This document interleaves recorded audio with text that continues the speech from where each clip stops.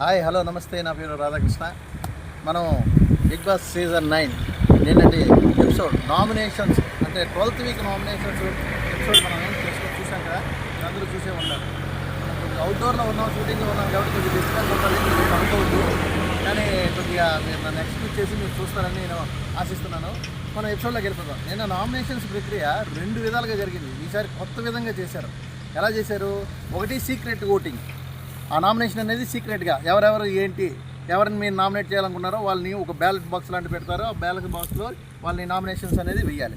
ఆ తర్వాత రెండో నామినేషన్స్ ఏంటంటే డైరెక్ట్గా ఒకరుగా మీరు రెగ్యులర్గా జరిగేటట్టుగా నామినేషన్స్ ఓటు వేయాలి.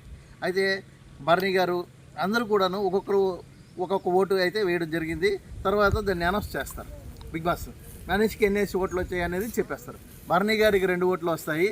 అలాగే డీమన్ పవన్ కళ్యాణ్ వాళ్ళందరికీ ఒక్కొక్క ఓట్లు అందరికీ వచ్చి చెప్పేస్తారు అన్నమాట. 2 ఓట్లు ముగ్గురికి వస్తాయి, మిగతావన్నీ ఒక్కొక్క ఓటుతోనే వస్తుంది. తర్వాత నామినేషన్ ప్రక్రియకి వెళ్తే నిన్న నామినేషన్ ప్రక్రియ అనేది వెరీ ఫైర్, మామూలుగా లేదు. నిన్న నామినేషన్ ప్రక్రియ ఏంటంటే ఇది రెడ్ కార్డ్ కూడా, అంటే నాగార్జున గారు వీకెండ్లో మాట్లాడేసిన మాటలు ఇందులో చాలా ఉన్నాయి.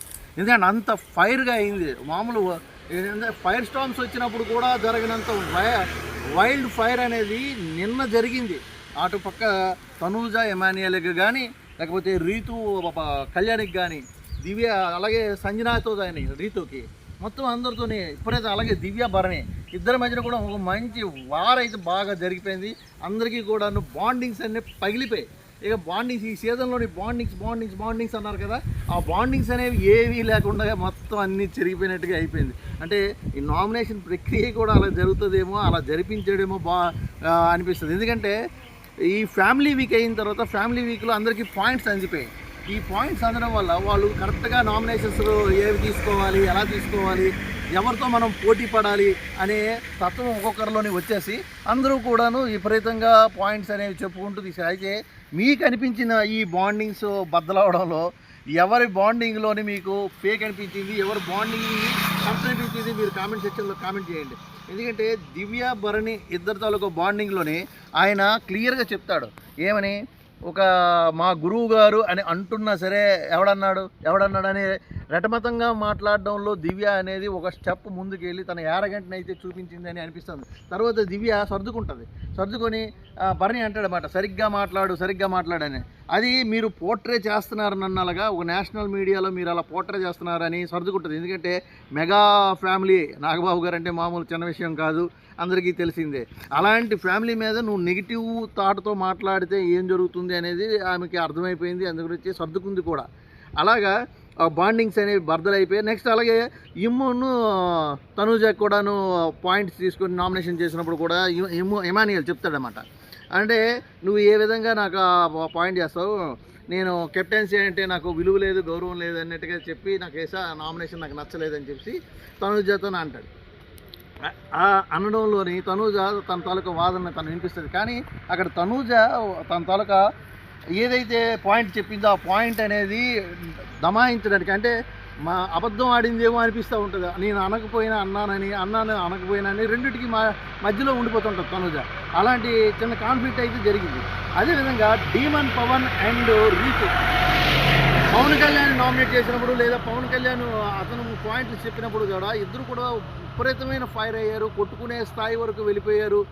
అందులోని డీమన్ పవన్ యారగెంట్గా వెళ్ళి పీక పట్టుకోవడం అయితే జరుగుతుంది కళ్యాణ్కి. అందువల్ల గ్యారంటీగా నాగార్జున గారు ఈ పాయింట్ మీద అయితే డెఫినెట్లీగా అడిగి తీరుతారు.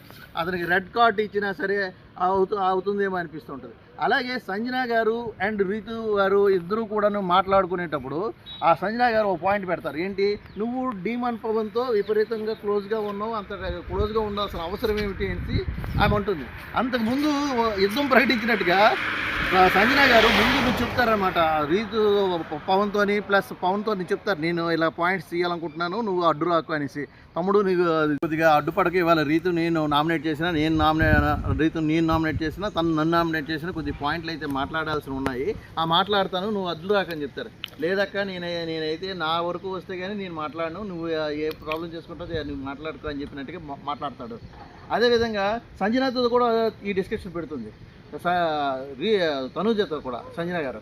ఏంటని రీతు విషయంలోని వాళ్ళిద్దరి మధ్యన ఉన్న బాండింగ్ ఏంటి, ఆ బాండింగ్ ఎలా ఉంది ఏంటి అనేది దాని గురించి మాట్లాడడం వల్ల ఈ పాయింట్ని తీసుకొని వెళ్ళి ముందు నుంచి ప్రిపేర్డ్గా ఉంటుంది. ఈ ప్రిపేర్డ్ పాయింట్ తీసుకెళ్ళి అక్కడ అడుగుతుంది. నేషనల్ టెలివిజన్లో నువ్వు ఆడపిల్ల మీద ఏ విధంగా ఇంత నింద వేస్తావని మన ఇమానియల్ కూడా గట్టిగా అడుస్తాడు ఈ పాయింట్ తప్పు అని. నాగార్జున గారు ఈ పాయింట్ మీద కూడా డిస్కషన్ పెడతారు కంపల్సరీగా మన వీకెండ్లోనే. కనుక ఈ వీకెండ్ అయితే విపరీతమైన వైల్డ్ ఫైర్తోనే ఉంటుంది.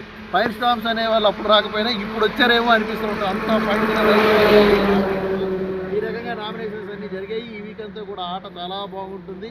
అదేవిధంగా మీరందరూ కూడాను తప్పనిసరిగా మీరు ఈ వీక్ అబ్జర్వ్ చేయండి. నా రివ్యూస్ని కూడా చూస్తూ ఉండండి. నా రివ్యూకి కామెంట్ చేయండి, లైక్ చేయండి, షేర్ చేయండి. కొత్తగా చూసే వాళ్ళు ఎవరైనా ఉంటే సబ్స్క్రైబ్ చేసుకోండి. మన channel NRK talks. Thank you very much.